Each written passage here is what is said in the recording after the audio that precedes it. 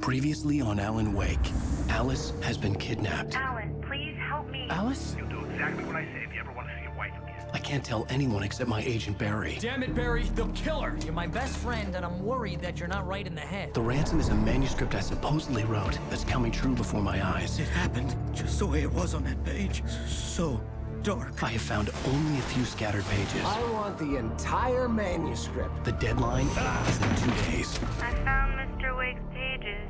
Good girl. How the hell did she get her hands on the manuscript anyway? I don't know. She's resourceful. I told you you were too hard on her. Listen, I found out all sorts of interesting stuff while I was digging around. Yeah. Mr. Wake, it's Sheriff Breaker. We have an FBI agent here, Agent Nightingale. FBI? He's anxious to see you. You'd better come to the station. Okay, I'll be right over, Sheriff. Let's make this quick, huh? Help you folks? Name's Randolph. I'm the manager. We're looking for Rose. Works as a waitress down at the diner. Rose, sure. Nice girl. Who wants to know? I'm Alan Wake. The writer, huh? I heard on the radio you were visiting. Well, I'll show you her trailer. That Rose, she's a nice girl. Always pays her rent on time. As I was saying, Al, I found all sorts of weird stuff from the local newspaper's archives. This place is crazy. Disappearances, mysterious deaths, urban legends come true, and get this, most of this stuff takes place around Cauldron Lake. Well, you ain't wrong, mister. The Indians thought the lake was a doorway to the underworld. I'm the God-fearing type myself. I don't hold with that sort of thing. Yeah, okay.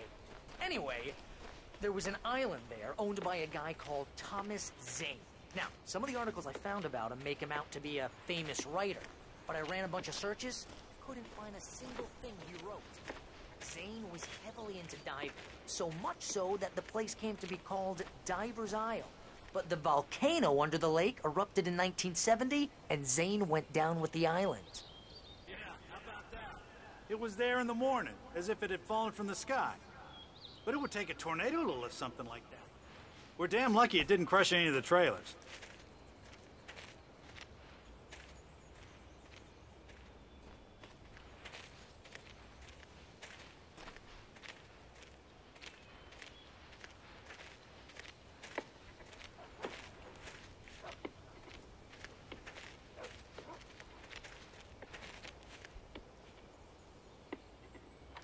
Gets better. A local girl, Barbara Jagger, drowned in Cauldron Lake just a week earlier. They were lovers. Sure, Jagger's a local spook story. The Scratching Hag comes for you in the dark. Childish stuff like that. Anyway, Al, I'm just getting to the best part. All of the articles about this stuff, Cynthia Weaver. I asked her, and she's that crazy bag lady you met. What, the lamp lady? She can be a little loopy, but she's not homeless or anything. Yeah, anyway, she knew both Jagger and Zane before they both died, and she had some kind of a breakdown.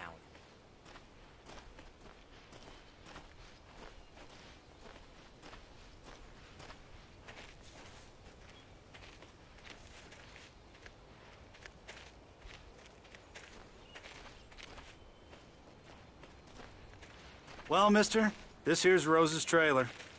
You mind me asking what you want with her? We're just here to talk to her, pal.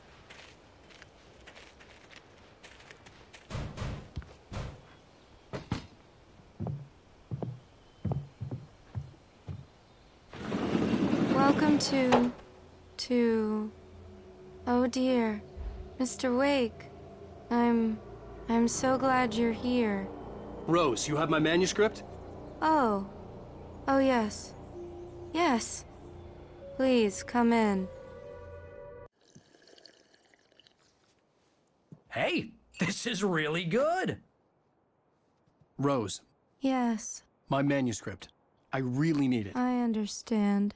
I know what you need. A muse to inspire you. Oh, for Barry?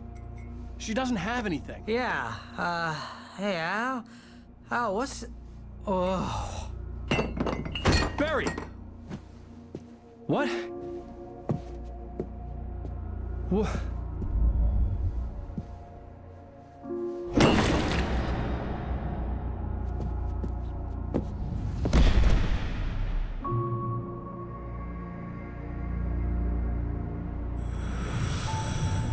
It's coming for you, hiding in my barber's skin. I'm too weak to stop it. You must turn the lights on. I promised I'd come visit you and your lovely wife. You must finish what you started. I insist. You must turn the lights on. Turn the light on. Back to work, boy.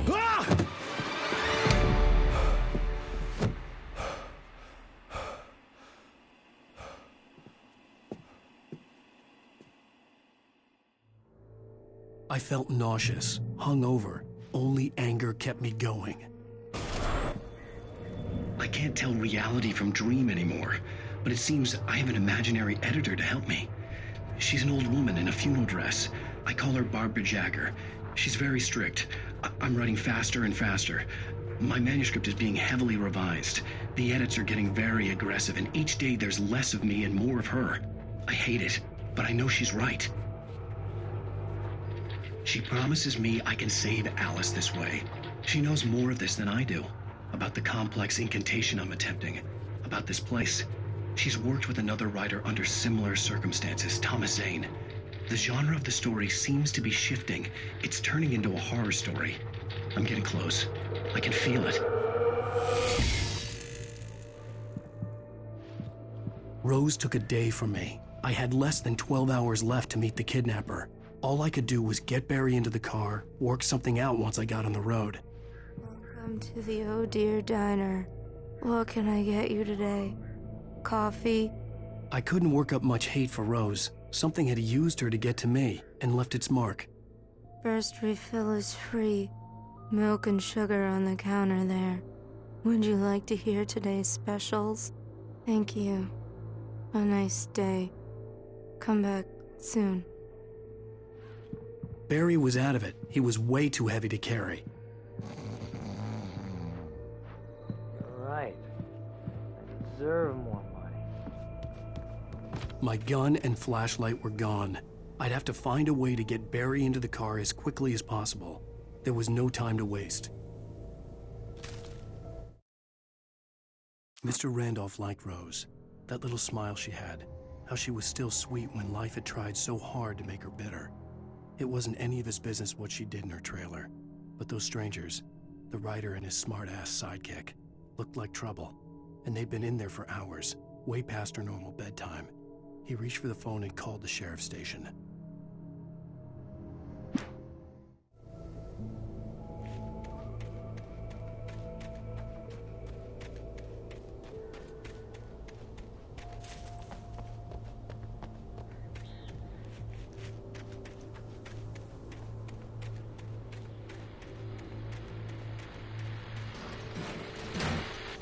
I just stepped outside to catch a breath of fresh air, and let me tell you, the weather's getting heavy. Nights like this make me especially glad I'm here talking to you and not home in bed. Once the weather takes a turn like this, I can't sleep at all. It's all tangled bed sheets and dark thoughts, punctuated by the occasional plunge into nightmare. Is it just me? Well, perhaps it is. But I hope I can make the night a little bit easier to get through. Caller, you're on KBF FM. Hey, Pat, it's Walt Snyder. What's on your mind, Walt? Well, I am the way you are, but, well, I can't sleep either, you know? I just been staring out the window here, trying to make sense of it all, but, I ain't been drinking either, you know? Well, you sound like a man with a problem, Walt. I had argument with Danny. You know Danny, and, then I got in trouble with the law, you know, and, I'm just, well... I heard something like that, Walt. Yeah, well, you know, Danny's my best friend, and, they let me out on bail today, and now I'm just alone here at the window, you know, waiting. Man, and there's something in the air tonight, man. I was just outside looking up at the sky above our broadcast tower thinking the same thing. What are you waiting for, Walt? I don't know.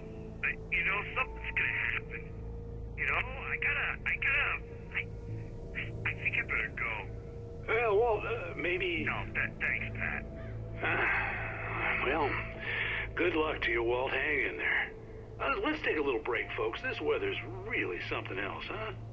How can I be sure?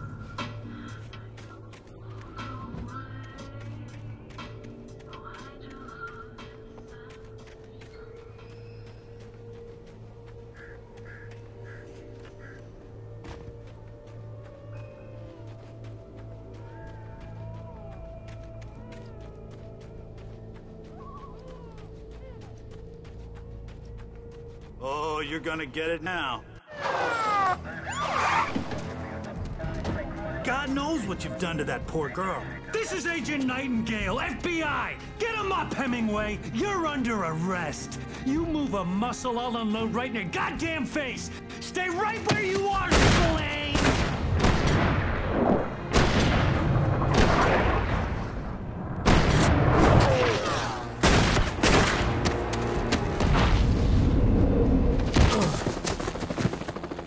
What are? I'm standing right here, you goddamn maniac!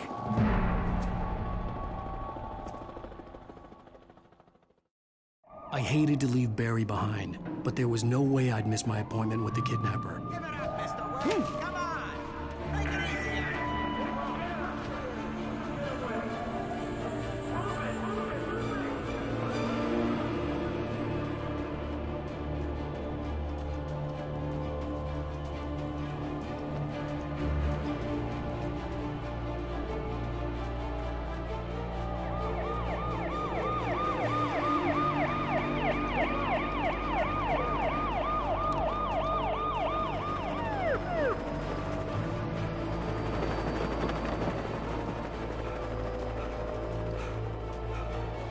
There he is!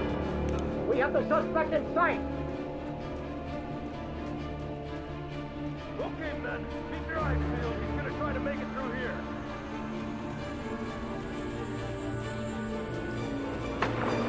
Oh, damn. Everybody, I got it! Wait, don't move! Oh, damn it! You see him?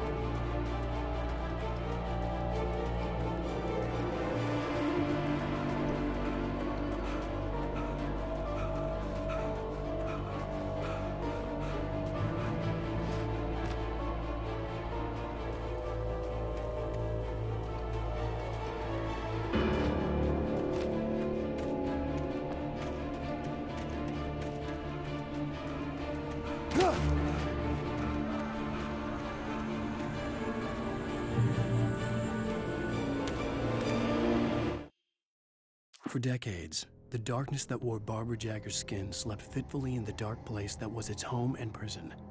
It was hungry and in pain. It dreamed of its nights of glory when the poet's writing had called it from the depths and given it a brief, terrible taste of power and freedom. The rock stars had stirred it from the deep sleep the poet had sunk it back to in the end.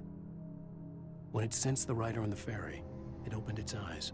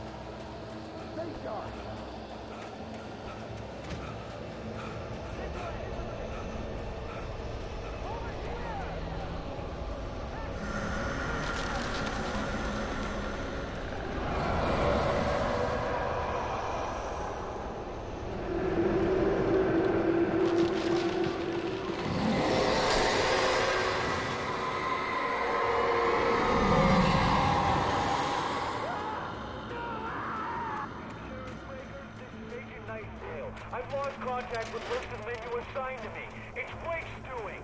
This horror was everywhere I went, circling me. The cops didn't stand a chance. They were after a writer, not a monster.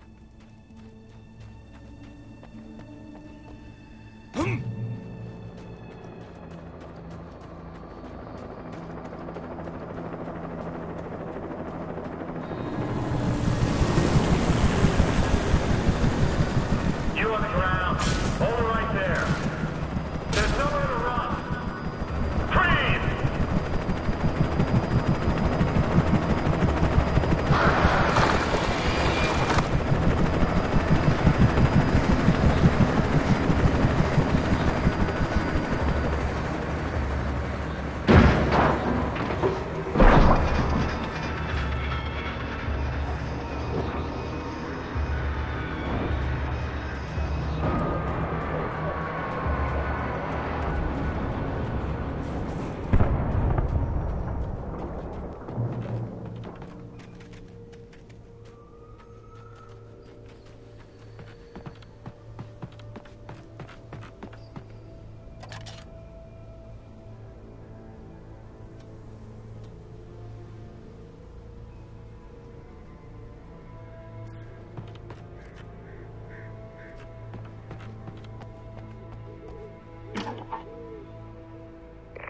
This is James. Mulligan, Thornton, come in. Over. Thornton here. James, we got both Wheeler and Rose in custody. They didn't put up a fight or anything. Why, they were... Hey, what are you doing? Come on! Sit down and give me that. James, Mulligan here. Over. Go ahead, Mulligan. Over. We got Wheeler and Rose here. Wheeler's drunk or hopped up on something. Speaking of which, that Fed had a pretty distinctive whiff of eau de scotch about him, you know what I mean. Over. I don't have anything on that, Deputy Mulligan. Over. Well, whatever. Anyway, Rose is just being plain weird here. You better get Doc in to take a look at both of them. Over. Gotcha. You better get them here quickly. The, Fed's gonna want to interview Wheeler. Over. Oh, yeah, I'll bet he does. Looks like they have a lot in common. Mulligan out.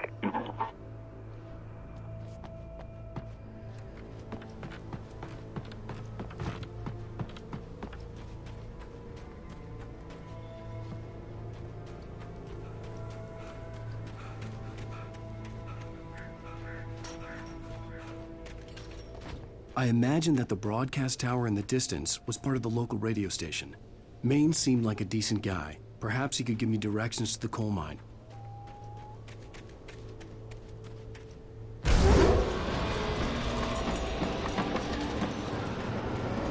Unnatural shadows clung to the gate. The darkness that was after me was trying to stop me. I wouldn't get through without a light.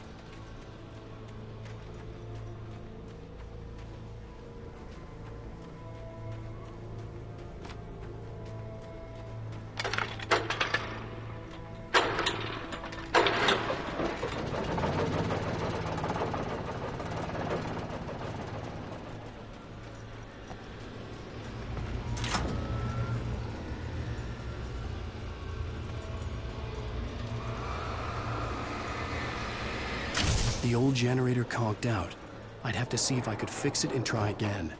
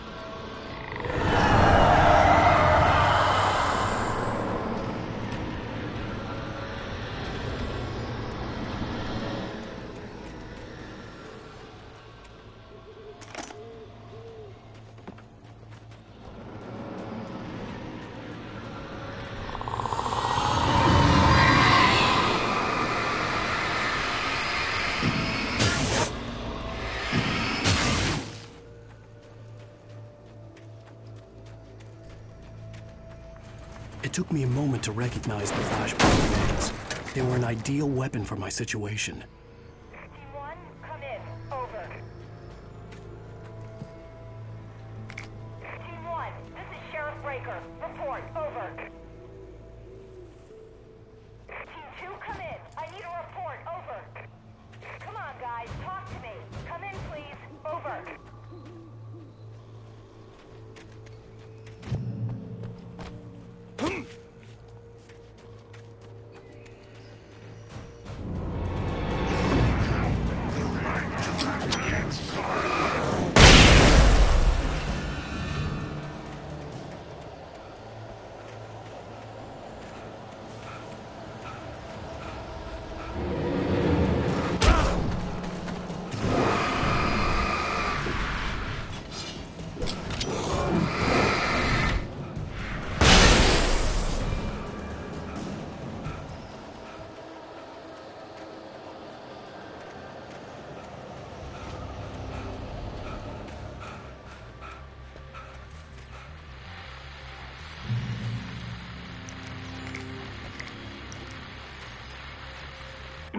And here's another call. You're on KBFFM with Pat Maine. It's Milt Peabody, Pat. What's on your mind, Milt? Well, I live near the trailer park, Pat, and there's a big ruckus going on over there. Well, that's just up the road from me, too. What's going on, do you know? I don't know, but there's a bunch of police cars there, plus sirens, helicopters buzzing around, and I think I heard some gunshots. Gunshots?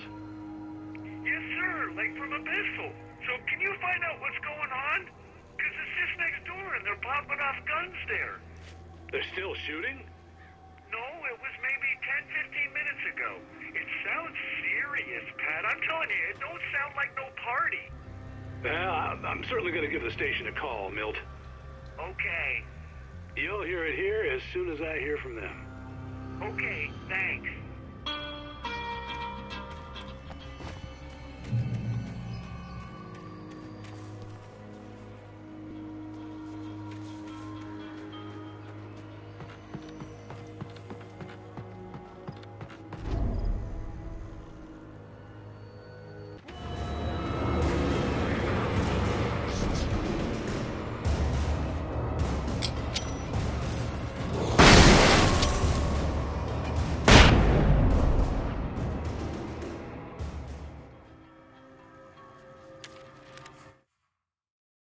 Touched by the dark presence, Rose was lost in a dreamland where everything was drawn in black and gray crayons. The old lady had promised her that all her wishes would come true. She would be Alan Wake's muse. She was smiling so hard it hurt her face. She crushed a bottle full of sleeping pills into the coffee. Deep down inside, she was screaming in terror.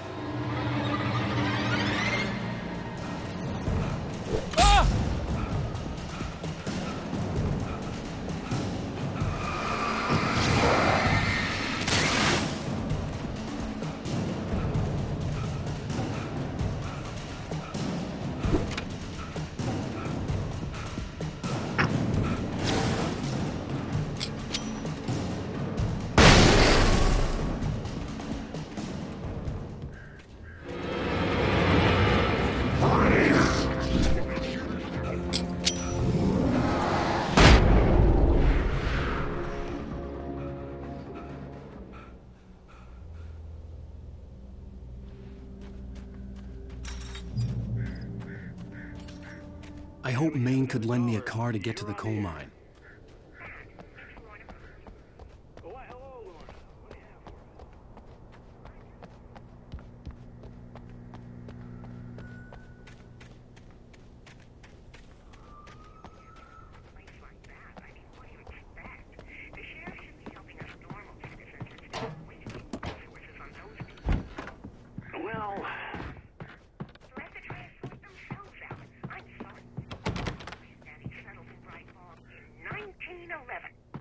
Well, thank you very much for that compassionate viewpoint, Lorna. Oh, here's a little surprise. The famous writer Alan Wake just walked in. Folks, I'm going to see if I can talk him into an interview. Come on in, Mr. Wake. Oh, I'm so glad you could find the time to do this, Mr. Wake. Nowhere to run now, Dan Brown. You back away from me. Don't hurt it. Whoa, whoa, whoa. Everyone calm down. Put the gun down. We're all friends here, right? Cool your jets, Nightingale. We got him. Judas Priest! What the hell's the matter with you? There's a civilian in there.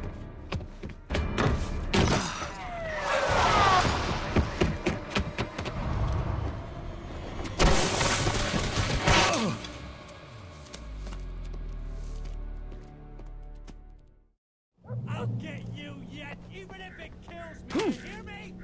You hear me, H.P. Lovecraft? I had fallen off so many cliffs it was ridiculous. That's what you get for naming a book The Sudden Stop. It was probably good I hadn't had the chance to tell Maine where I was going. I'd have to lose the cops and find my own way to the mine. Nightingale stared through the broken studio window into the dark woods. He turned around, started to walk out, but Maine grabbed his arm. "Young man, you almost shot me. You don't shoot off rounds at people like that.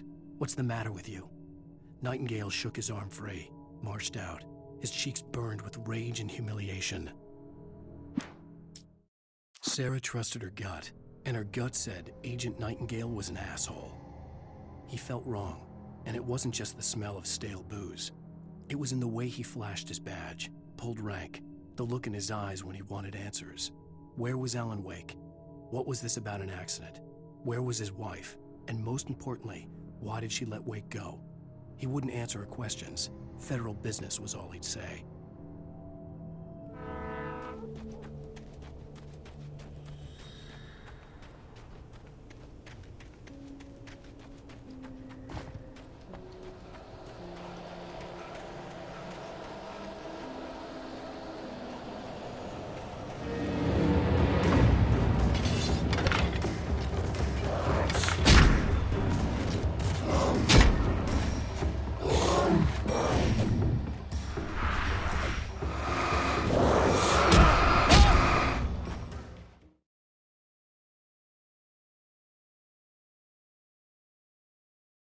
I'll get you yet, even if it kills me. You hear me? You hear me, H.P. Lovecraft? I had fallen off so many cliffs it was ridiculous. That's what you get for naming a book The Sudden Stop. It was probably good I hadn't had the chance to tell Maine where I was going. I'd have to lose the cops and find my own way to the mine.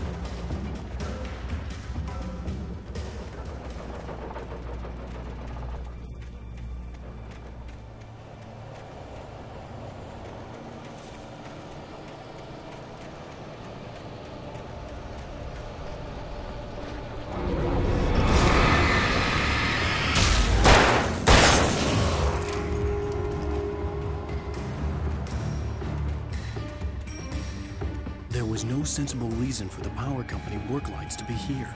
It was almost as if they'd been left for someone like me to use.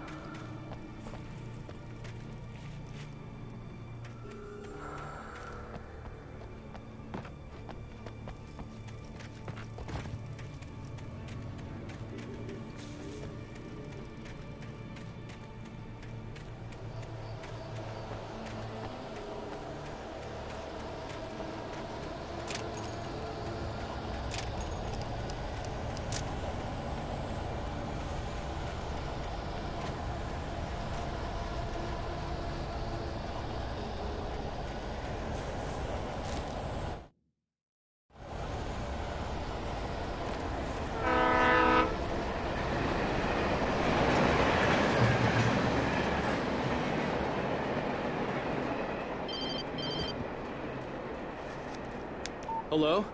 The most stubborn man I've ever met. Alice? Alice? Alan, I'm so afraid. It keeps me in the dark. Please help me. I look at you, Alan, and it's not you. Something else. Looking out from behind your eyes. Alice, I'm here. I'm so alone here. It's all gonna go to hell. You need to be careful. Cooperate. The connection had been terrible, but that wasn't the only thing that hadn't been right with the call. She sounded wrong somehow, but she had called me. The pipe wrenched itself loose from the bridge's steel framework. Wrapped in darkness, it floated in midair, twitching.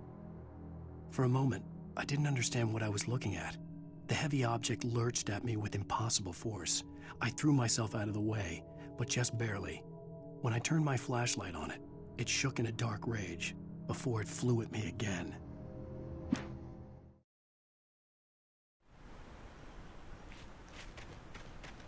I could see a railway bridge up ahead and a warehouse of some sort on the opposite shore. I hoped I could find a car from there.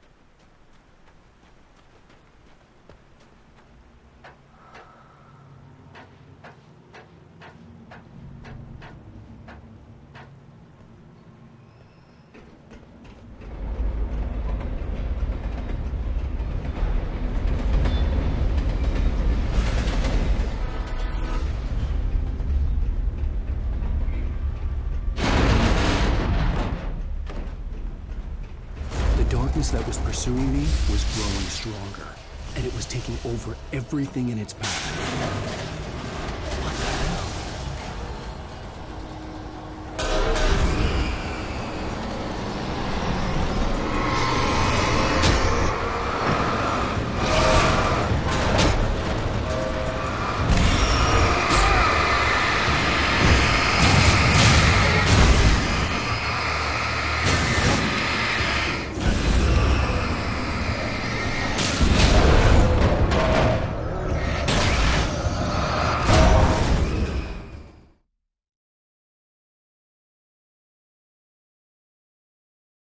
Of some sort on the opposite shore.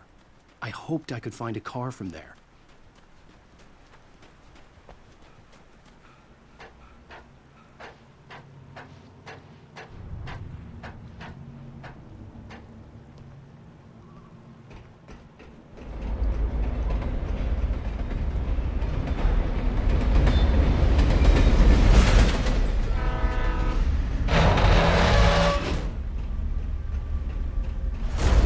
That was pursuing me was growing stronger, and it was taking over everything in its path.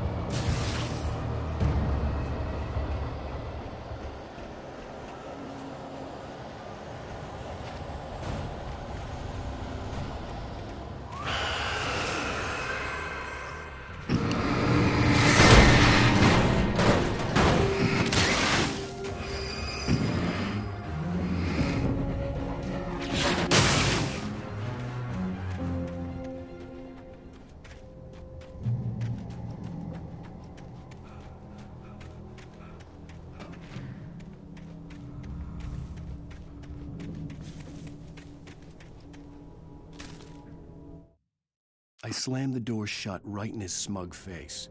He pleaded for me to open the door. True to form, the asshole actually thought I would obey. I had no sympathy left, no guilt either, not for him. I took a moment to savor the scream. I bet I had a smile on my face. It was all that I had time for. The dark presence was inside the lodge with me.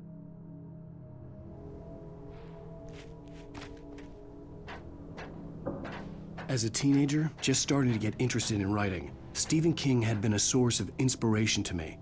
I thought about all the inanimate objects that had come to life in his books. No one is safe in a good horror story. Certainly not the protagonist. That's what makes them fun. This was anything but. The darkness could possess anything, and it was getting closer.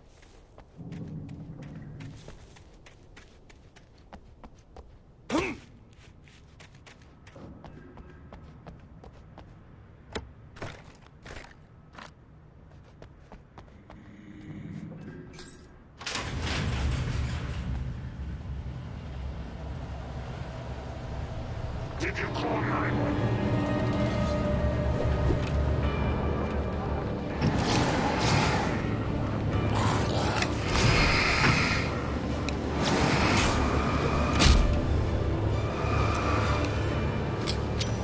You can't say you're good.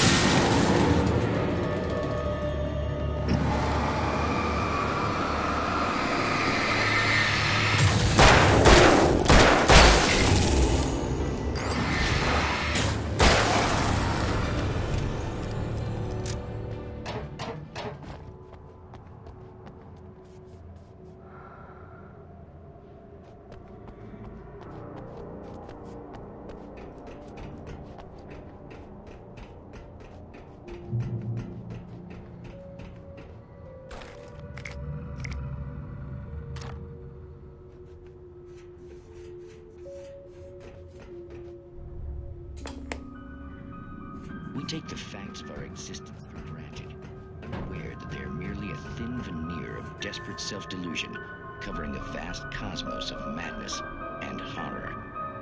All too often, the stars are right. In Night Springs. Tonight's episode, A Family Occasion.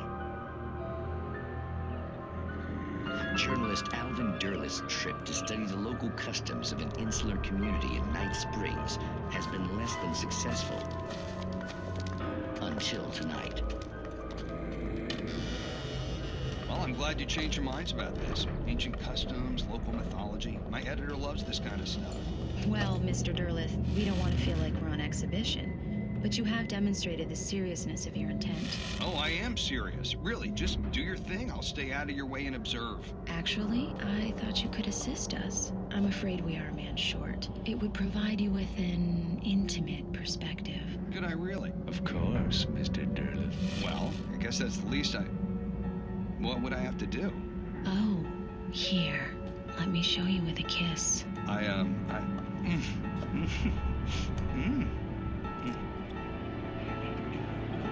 What did you...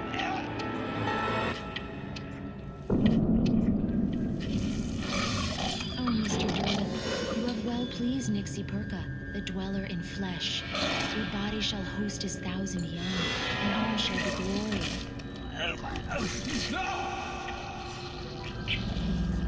Shh, darling, be calm. Shh. Alvin Derleth learned a harsh lesson. If you go looking for mythology, it may come looking for you. And such quests always bear fruit. In Night Springs.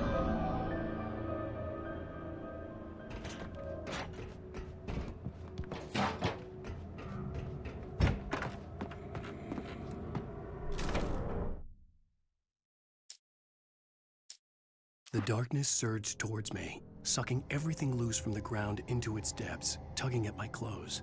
I saw the flare the kidnapper had dropped and threw myself towards it just as I felt my feet leave the ground. The darkness embraced me with the force of a tornado. Somehow I managed to light the flare. The darkness roared and cast me away. I fell toward the dark waters of the lake far below.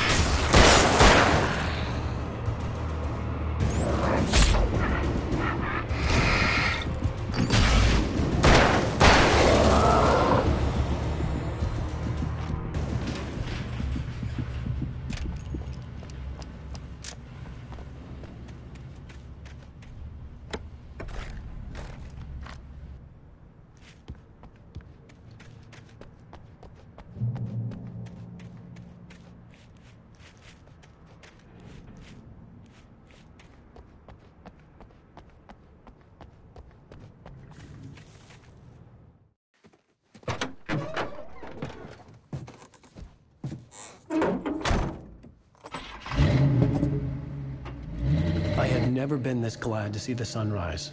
I had a couple of hours to get to the coal mine.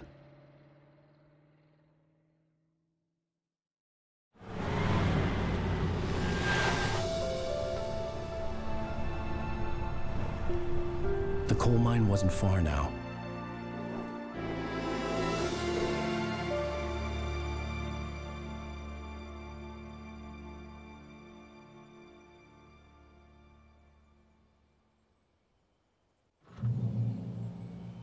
Today, I would meet the kidnapper, and he would give me Alice. I wouldn't give him any other choice. A drowning man will clutch at a straw.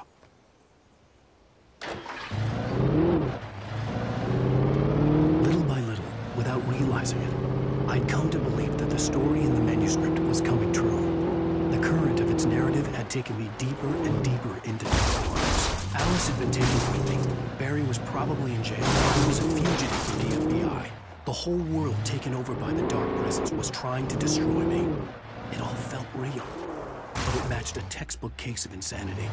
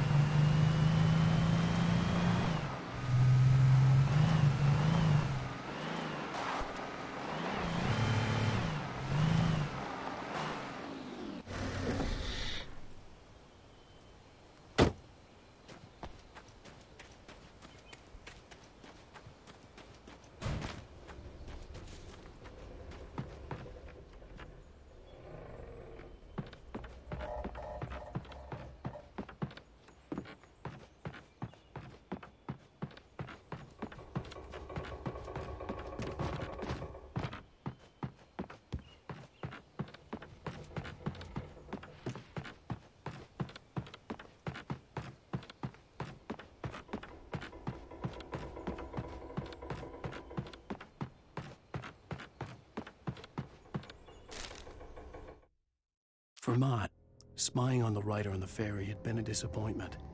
His boss had made Wake out to be something special, but Mott hadn't been impressed. He'd gotten a good long look at the wife, though, and he liked what he saw. Mott had fantasized about goading Wake into a fight, but it hadn't happened. Still, he'd get his chance to see if the writer had anything in him. He'd been promised as much.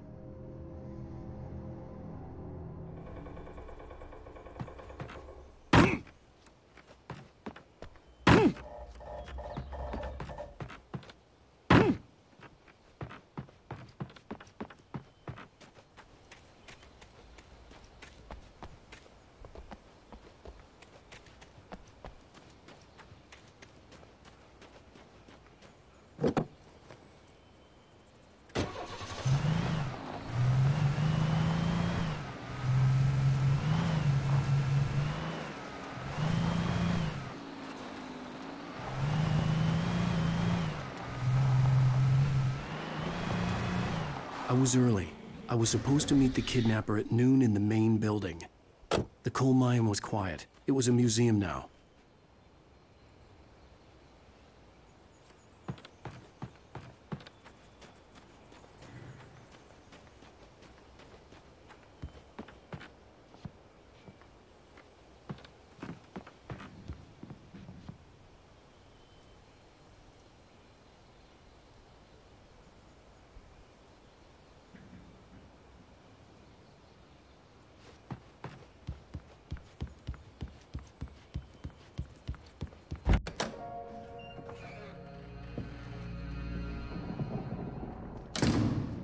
I didn't want to go outside.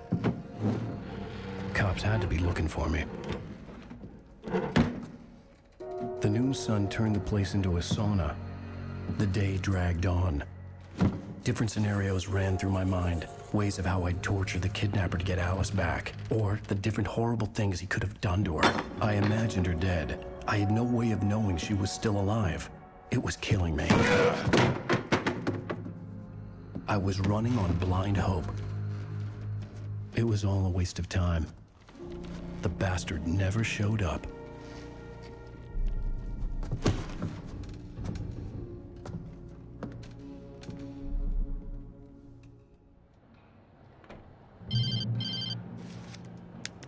Wake! Where the hell are you? Change of plans. You know where Mirror Peak is? It's a big mountain north of where you are. You follow the path from the mine, you can't miss it. There's a lookout point there. I'll be waiting. I'm through being jerked around by you. You want to see your wife alive? Because if you do, you better watch what you say to me. Do we understand each other? I want to talk to Alice. Yeah, and I want the manuscript. Don't keep me waiting, Wake. Hello? Hello! Ah! I'm gonna kill him! I had to get to Mirror Peak.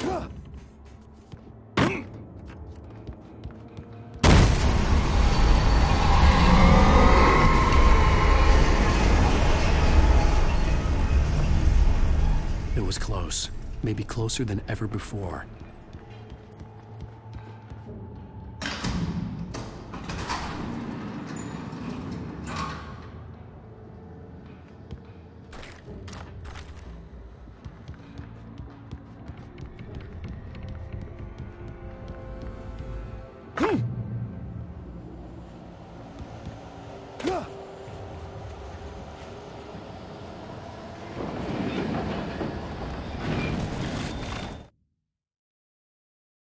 When Thomas Zane fell for Barbara Jagger, it happened fast. She was young, vibrant, and beautiful, full of life. He had never been a very happy man, and without any seeming effort, she had changed all that. Zane felt good for the first time in his life. Everything she did was another piece of a jigsaw puzzle he hadn't even known he'd been missing. And best of all, she made the words flow, strong and sharp. She was his muse.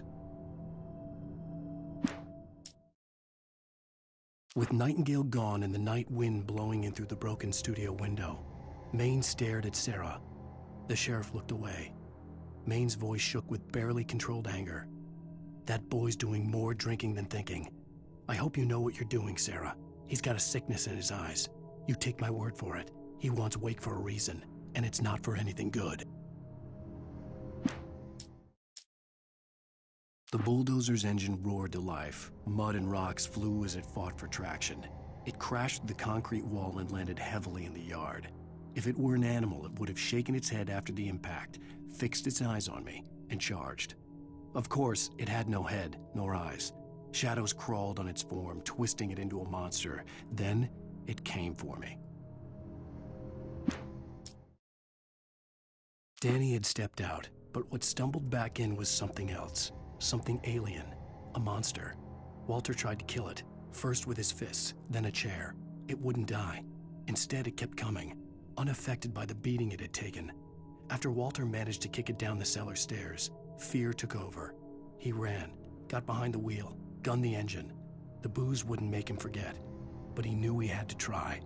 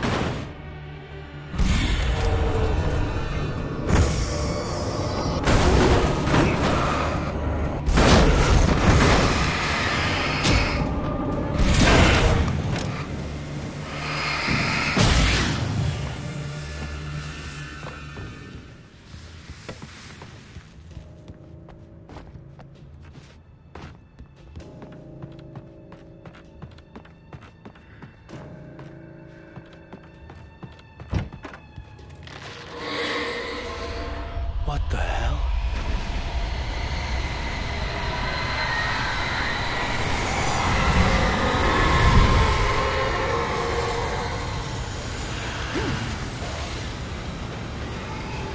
The only way to reach the hillside ahead was to go through the building. I had to find a way to avoid electrocution.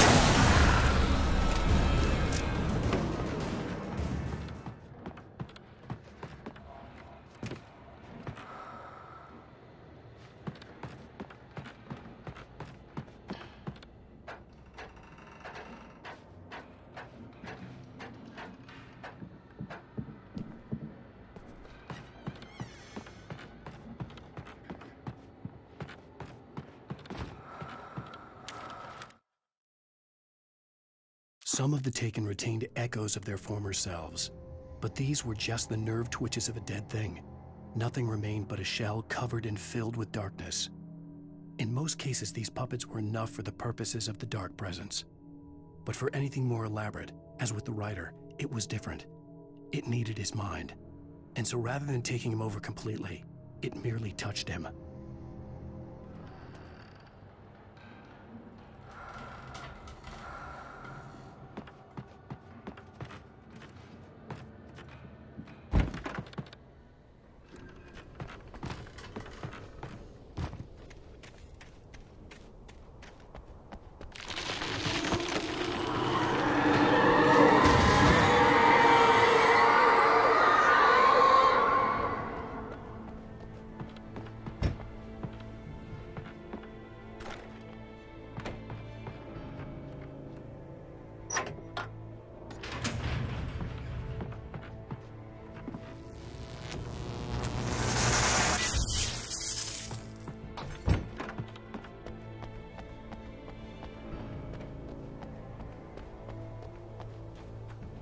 There was no way the flashbang grenades were standard power company equipment.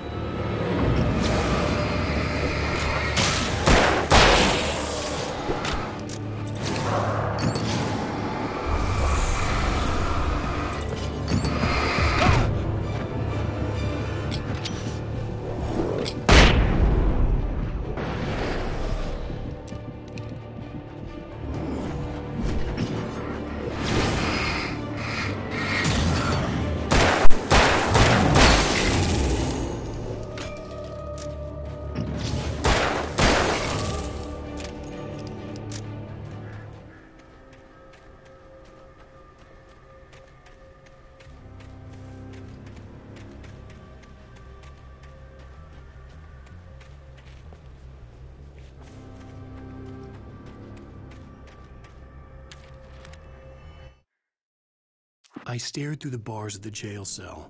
Barry stood behind me, swaying on his feet, looking as ill as I felt. Agent Nightingale stood on the other side of the bars with Sheriff Breaker. Nightingale had a stack of manuscript pages in his hand. He seemed unhinged as he gloated.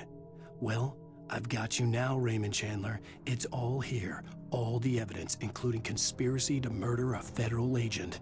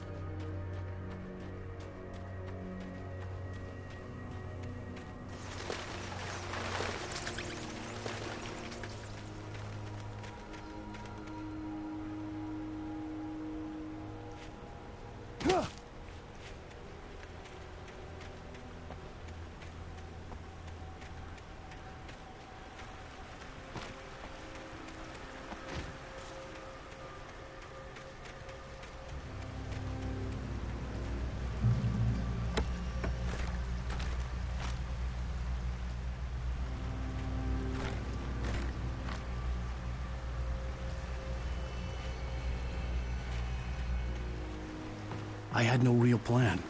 I was going to give the kidnapper all the manuscript pages I had for Alice. If that wasn't enough, I'd hold him at gunpoint and make him talk.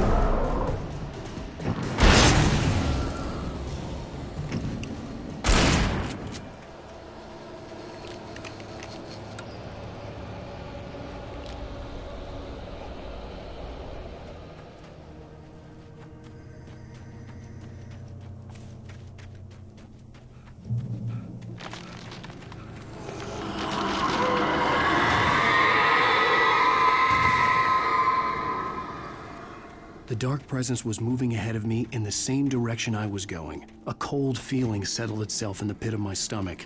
Was it going for Alice?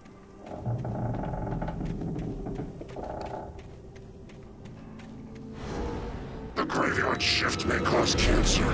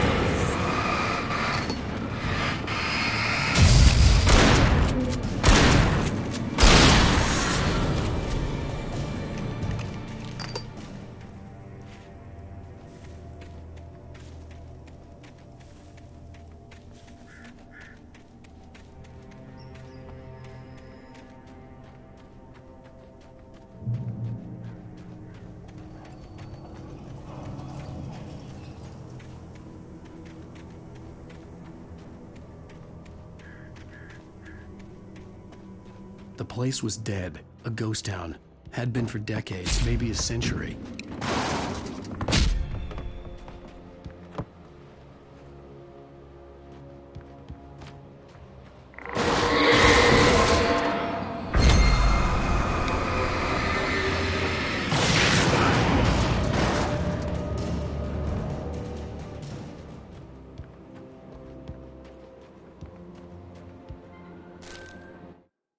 Things were never as simple in real life as in fiction.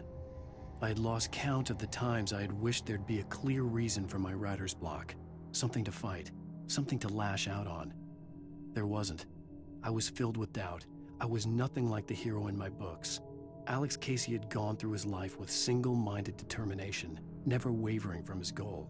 Even now, I was angry at myself, angry at Alice, angry at Barry. I was fumbling and I had no plan.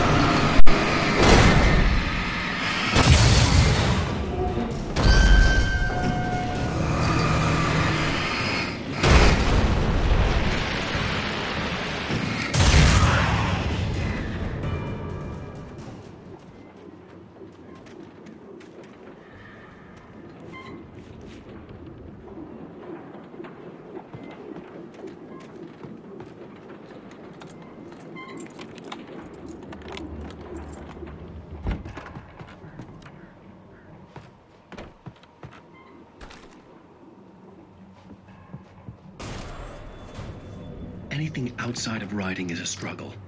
I feel ill. I managed to make my way downstairs. There's a shoebox filled with books and papers by Thomas Zane. It's very hard to focus, but I managed to read some of it. He's a poet, and a good one. He writes of muses and creators summoning fabulous things from a magic lake, using his powers to shape the world of a realm of gods and dreams and demons, dark things that wait for a chance to slip through, wearing the flesh of men as disguise. Zane writes about himself, his girlfriend being taken over by a dark presence, about growing scared of the lake. Zane believes it's a mirror to the gaping void of darkness above, where some Lovecraftian presence lurks. I crawl back upstairs. I'll borrow these things for my story. They ring true. They fit.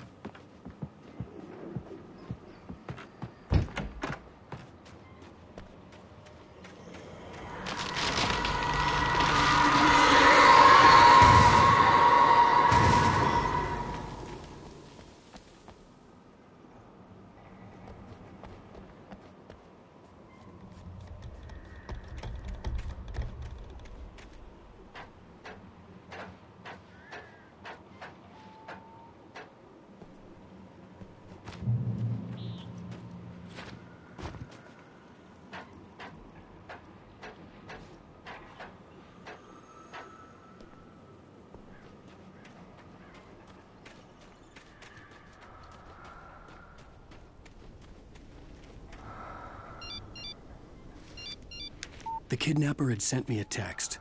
The message was full of spelling errors and insults. It was telling me to hurry up.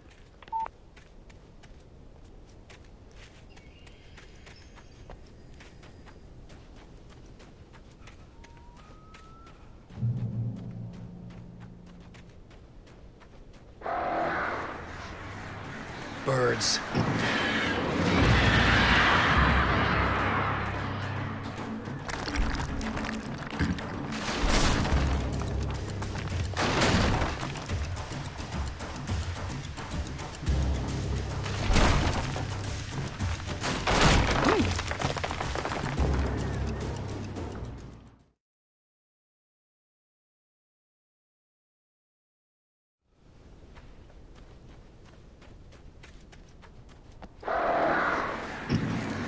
Birds.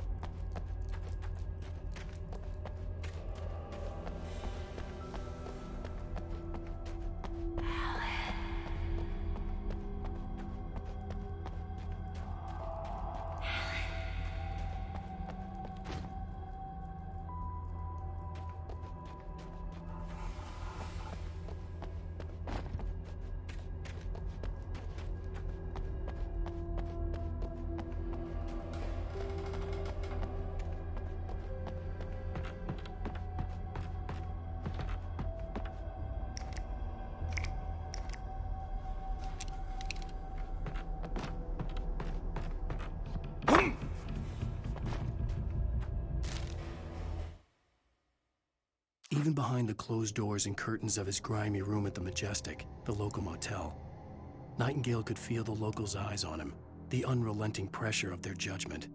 He forced it out of his mind. For all he knew, they could all be under Wake's spell already. You do what you have to do to get the job done. He took comfort from the bottle in his hand. Please, he thought, just let me get through this.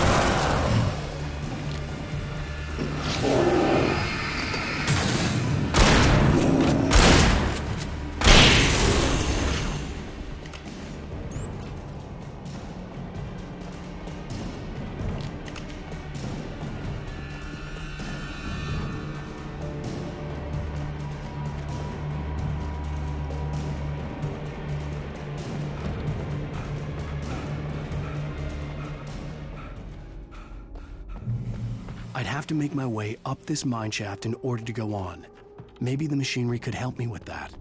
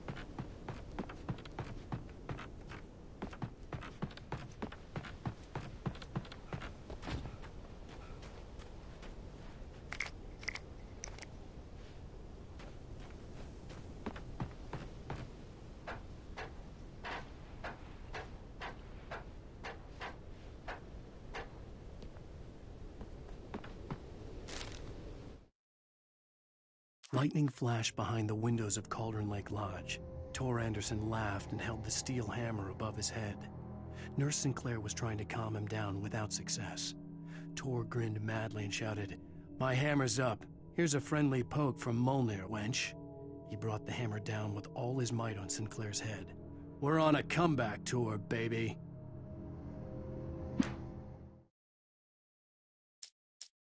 The hunters were big, thick-set men, confident and at home in the woods. They were feeling good, running on beer, ghost stories, and camaraderie late into the night. It did them no good, as they were taken by the dark presence, sucked deep into a darkness far worse than any ghost story they ever told or heard.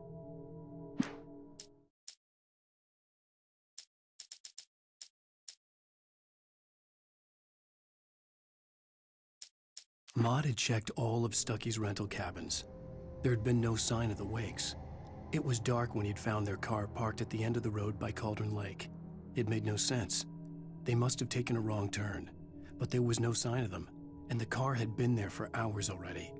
Frustrated, Mott stood on the rotten ruin of the footbridge that had once led to Diver's Isle before it sank beneath the waves years ago. The boss wouldn't be happy. I tried to hold on to Alice, but her form melted away. I was losing control. Dr. Hartman stood in her place. I wanted to hit him, but my arms were jelly. He smiled. It was a reassuring smile, and I hated him for it. "I had to give you a sedative. Don't fight it. You went through another rough period. Right now, it's very important that you stay calm. We don't want you to have another episode. You're a patient at my clinic. Have been for a while now."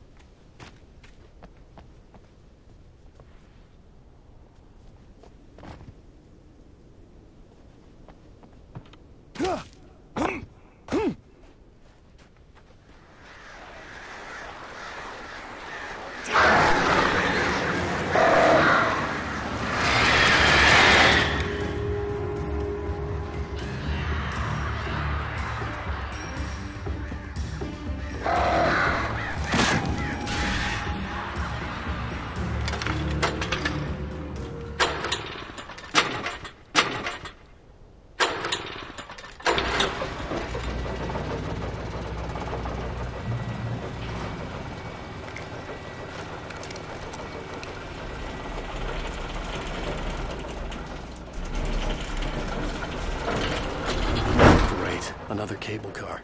Just great.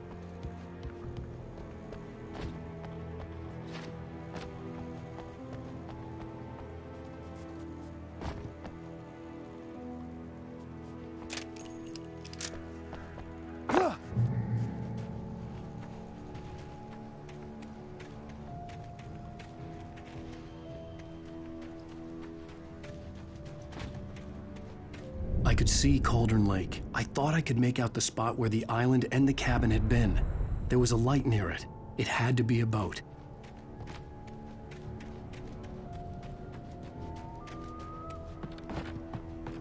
I was close now. I had to get there fast. I dreaded what I would find.